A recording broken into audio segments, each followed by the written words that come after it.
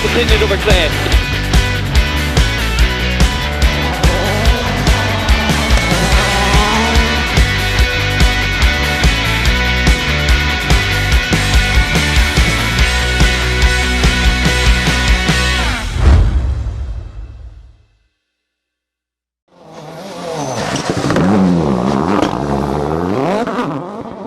Hello and welcome to Special Stage Extra. We're here in Wales for round one of the Old Stager Championship. It's been a very wet and windy start to the Saturday, which will make for some interesting conditions out there on the stages. Let's head out there and bring you some of the action. It would be David Stokes and Guy Weaver that make the best start to the day, which was surprising considering they were taking it easy, not wanting to be caught out in the slippery conditions. So David, how's it all going today? All right, thanks. It's very slippery out there, you know, a bit slippery, and it tends to understeer just a bit at times. But you know, it's not a championship for us, so we're just playing really, keeping our feet on the ground. For Stephen and Andrew Richards, it would be second place. The pair, of course, also leading the way in Category 3, finding the stages slippery like everyone else and having a few moments along the way. Halfway through the day, how's it going? Pretty slippery out there, but it's good, but slippery. Lots of crossed up arms. William Roberts and Jane Edgington were going well on this morning's stages. Third place at this stage, despite having some problems, as he explains when we caught up with the pair going into service.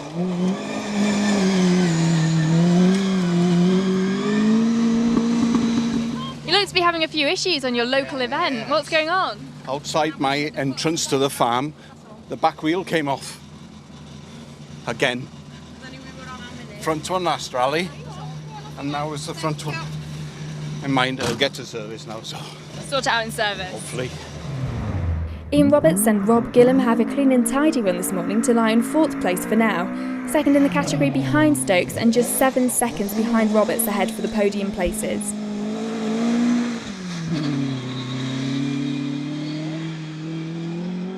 Clive King and Anton Bird are the first of a handful of minis out this weekend.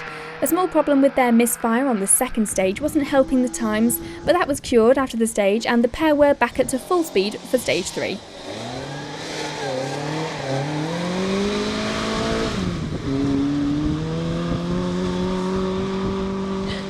So you're halfway through the day, how's it been going? Okay, the stages are fabulous. They're really a lot better than what I thought they were going to be. I thought they'd be cut up with where we were running. And they have done a little bit, but they're okay. We had a little bit of a problem on the second stage. We had a plug lead jump off, but of course I didn't realise it was that, and we carried on through with it misfiring and running on 3 cylinders. So we managed to put that back on, it's been fine, so fingers crossed for the next 3.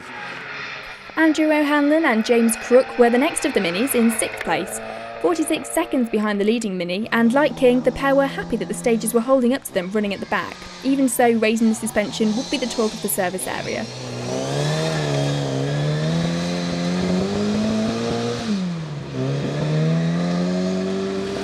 You've got a very muddy car. Is that because there's been some very muddy stages? Yeah, it's a bit slippy in places, but it's all right. It wasn't as bad as I expected because obviously we've been put at the back, haven't we? Always normally, years gone by, we always ran at the front. But I'm going to go back now and see what it's like and perhaps raise it up on the suspension a bit. Eric Davis and Russell Joseph would be one crew to suffer with the screen misting up, something that isn't very big to start with on a mini, so would be a tricky start to the event. They lie just 13 seconds behind O'Hanlon though.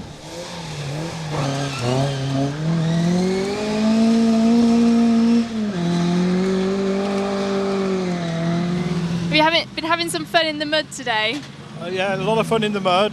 Having problems seeing where we're actually going because the car's misting up, but enjoying it. Great. Really enjoying it. Are you looking forward to the last 3 stages? It'll be interesting. Bruce Mills and Paul Kendrick lie in 8th at this stage, a 20-second road penalty not helping their times, but it wasn't going to make any difference to their position at this stage at least. Their closest competition coming in the form of Lee Sellers and Peter Aldred, the Triumph pair lying in 9th place and just over a minute behind Mills, which was disappointing as the pair had a 1-minute road penalty.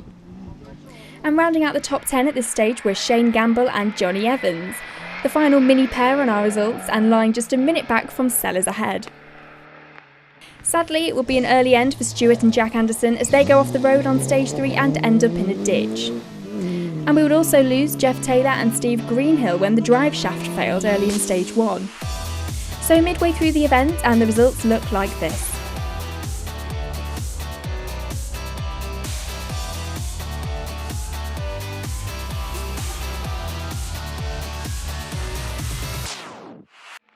On to the afternoon stages then, and sadly we lose Eric Davis and Russell Joseph with the gearbox breaking in stage 4.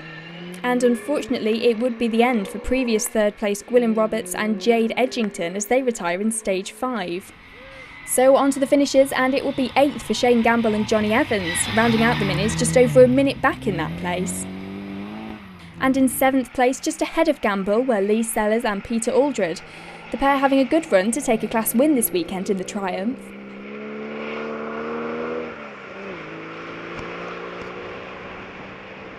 Bruce Mills and Paul Kendrick get to the end of the event in 6th, the finishing 3rd of the mini-cruise. The stage is holding up well for the smaller cars, even on the second pass in the afternoon.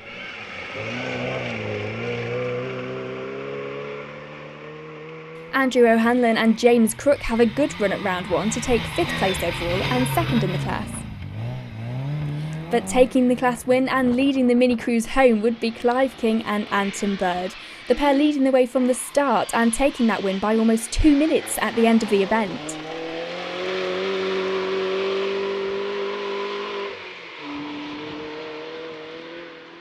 Ian Barnes and Rob Gillam record one of their best results in the Immaculate Escort. They take 3rd overall and 2nd in Category 2.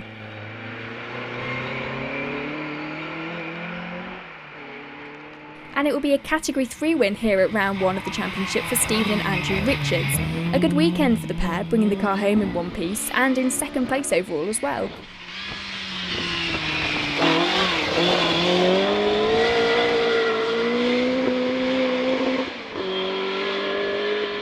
But that means it's the win for event-long leaders David Stokes and Guy Weaver.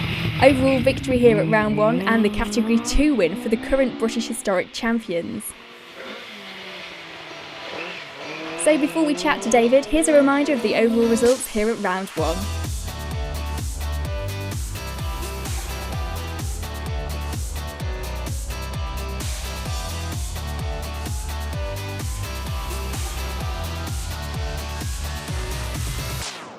Mr. David Stokes, you've had a fantastic day out today, haven't you?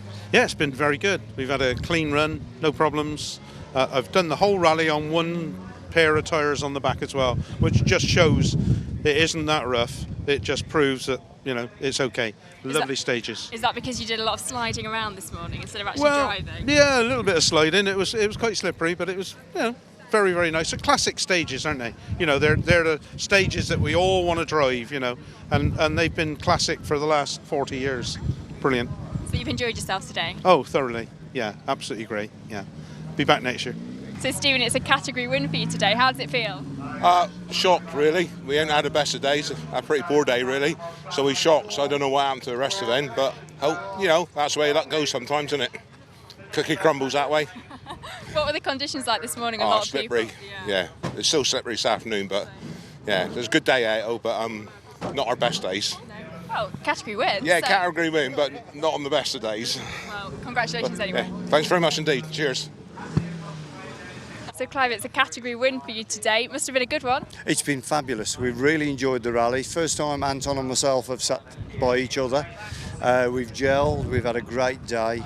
The stages have been fantastic. They were a little cut up on the last run through. We was only to be expected, but great. We really enjoyed it. So and we finished, which is what it's all about, really, at the end of the day. Yeah. So first of many for you two as a pair, then. We'll hope so. We're going to do the whole season together. So yeah. So we hope to anyway, and then see where take it from there, really. Did you have a favourite stage today? I think probably the last stage was my favourite. It's got a lot of 90 bends and sweeping bends, which are just fabulous once you get into the groove of it. But it was very slippy at the start of the stage, which I didn't like because you never know where it's going to go. But no, great, really enjoyed it. You look like you've had a great day. Oh, we have fantastic. A few points tonight to just make it nice. Congratulations. Thank you very much. It's been a great first round of the Old Stager Championship with lots of very happy category winners just behind me. That's all we've got time for here in Wales, but do join us after the break for some more rally action.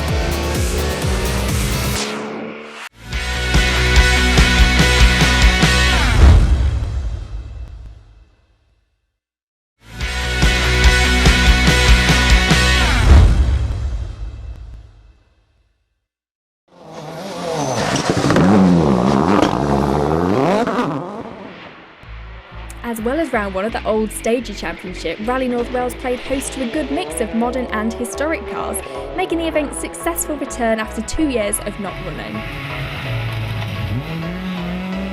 With a quality entry featuring crews from all over the UK, as well as special entries from the new Mitsubishi R5 car and local World Rally star Elfyn Evans out on this event in M Sport's new Fiesta R2 car, even the weather wouldn't be enough to put the fans off braving the forest to watch. It would eventually be David Bogey that took victory at the end of the event. Almost 2 minutes of a lead over Welsh Championship winners Luke Francis and John Roberts, with Ocean Price taking a great third place despite some problems along the way. With the event's return being a success, it's certainly one to pencil into the diary for 2016.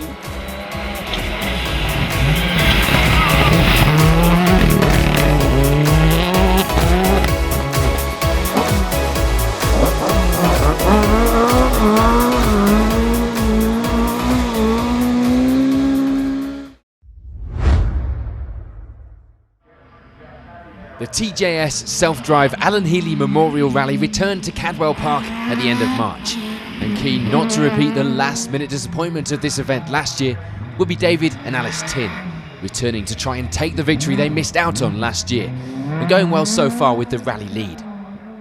Their closest rivals were Roger Duckworth and Mark Broomfield, chasing down the leaders all morning until an accident on stage 4 put an end to their challenge. So that meant the second overall and second in Class E at this stage were Andrew Fennick and John Vance, the focused WRC pair a little off the pace of the leaders, 42 seconds at this midway point. It would, however, be a place that they share with Michael Glendinning and Paul Hughes, third on the results, but on a tie-break with Fennick with it all to play for in the afternoon stages. Matt Tarbert and Geoff Hay lie fourth in the class at this stage, the pair lying in fifth place on the overall standings too. And it will be fifth in the class and seventh overall for David Camplin and James Ducker in the Escort Cosworth. In Class D, it will be the lead for Graham Bell and Russ Radford, the Escort pair leading the two-wheel drive crews and lying in fourth overall on an identical time to Matt Tarbert in Class E.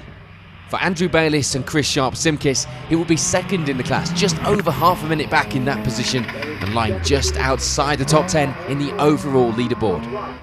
Mike Bayliss and Clive Hitchman would end stage 5 just 10 seconds behind the BMW up ahead. It was certainly going to be close with 5 more stages to go here at Cadwell. And fourth in Class D were Philip Rowland and Philip Woodcock, themselves a little way behind the podium places as things stood. For John Finch and Paul Vasey, meanwhile, it will be fifth in the class. Sadly, we lose Alan Oldfield and Stephen McNulty when they retire after missing a split on stage 5. There will be an early lead for Martin Hodgson and Tony Jones in Class C as they take an 18-second advantage in that class. Dane Walker and Mark Gaunt will be the pair chasing those class leaders down though. They would, however, have to keep an eye behind them, as Mike English and John Darlington take up third in the class at this stage, just 2 seconds behind Walker, and of course looking to advance up the results. Steve Retchless and Richard Haig lie a further 19 seconds back in fourth, and once again, not too much time to make up if they were to bag themselves a podium in Class C this weekend. And for Alistair Hutchinson and Steve Walmsley, it will be fifth in the class, 26 seconds further back from Retchless. Sadly, we lose Stuart and Louise Gilks when they hit the Armco on the first stage of the event. And we'd also lose Stuart Randy and Ian Bass from the results on stage 4 with the ignition failing on the car. In Class B, it will be Ben and Andrew Wilkinson setting themselves up with a relatively comfortable lead of 48 seconds by the midway point. However, they will be chased down by Michael and Rebecca Boynes at this stage, second in the class for the pair, and sat in the best possible place to take advantage of any problems up ahead. Don Booth and Carl Swales round out the podium places in Class B at the midway point. And for Tim Gray and Wayne Ward, it will be fourth. 48 seconds will be the difference to Booth ahead. Meanwhile, for William and Alexander Rutledge, it will be fifth in the class, themselves with a minute gap either side of them. Sadly, we lose Andrew Turner and Richard Winstanley from the Class B fight when they roll the car on the very first stage of the day. Class A would be a little closer, with an over of Ken Sturdy and Richard Wood taking the advantage in the morning. They will be chased by Douglas Hall and Jonathan Hudson, the pair themselves with a 19-second advantage in that second place. And for Colin Butler and Joe Hutchinson, it will be third, chasing down Hall, but they wouldn't have the luxury of 19 seconds behind them. In fact, they'd only have 10. So for Emma Bennison and Paul Webb, 10 seconds was all that stood between them and a podium place in the class this weekend. And for Kevin and Sarah Hutchinson, it would be fifth place, the gap a lot bigger at this end of the class. So at the end of the morning stages here at Cadwell, the overall leaderboard is looking like this.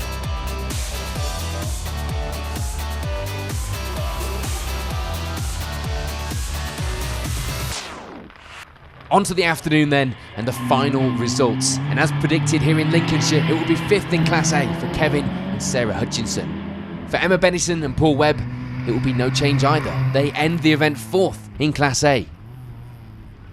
And it will be the final step on the podium in that class for Colin Butler and Joe Hutchinson as they end the rally third. And indeed, there will be no change to second in the class either. Douglas Hall and Jonathan Hudson coming away with the runner-up spot just 11 seconds off that lead.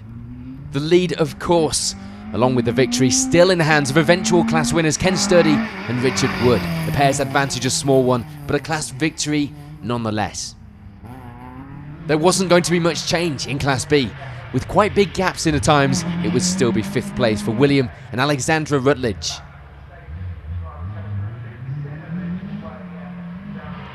Tim Gray and Wayne Ward make no advance up the results as they remain in fourth by the end of the event.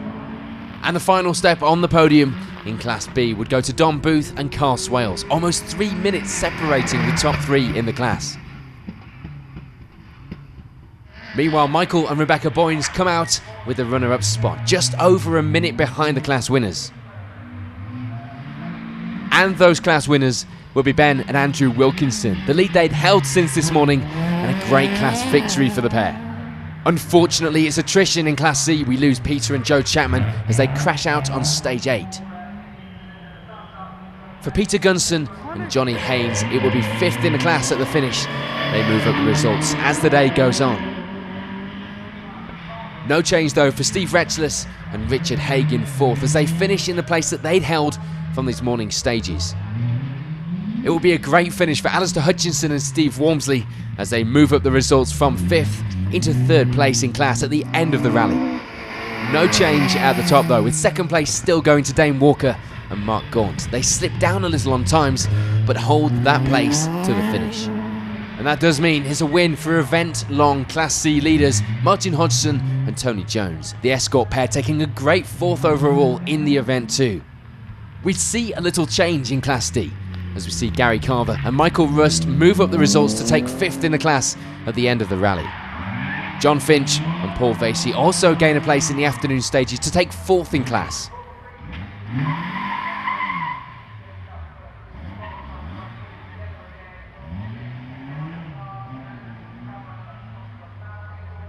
And for Philip Rowland and Philip Woodcock, it will be a place gained to move from fourth up into the final step of the podium in that Class D.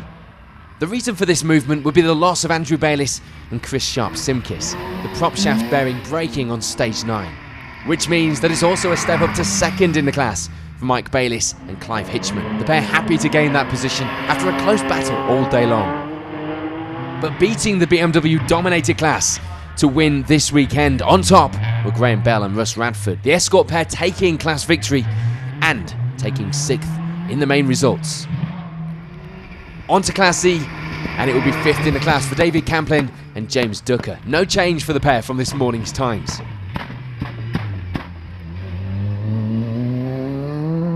And indeed, no change in 4th for Matt Tarbert and Geoff Hay. The pair remain in that position to the finish, as well as taking 5th in the overall results. The top 3 in the class would also represent the top 3 overall on the rally. And the final step of the podium this weekend would go to Michael Glendinning and Paul Hughes. The Subaru pair had briefly jumped into 2nd, but miss out on that position in the final stage by just a second. So that means that for Andrew Fennick and John Vance, in that Ford Focus prepared so close to this venue, it would be 2nd, but only just, lying in 3rd going into the final stage. They pull it back and take up that runner-up spot by a single second by the end of the rally. But for David and Alice Tin, it would be victory. 12 months earlier, they were sat watching the car smoking to a standstill. But this time around, it was the victory, and a minute's lead as well by the end of the rally. So with the event complete, here's a reminder of the overall results at the 2015 TJS Self-Drive Alan Healy Memorial Rally.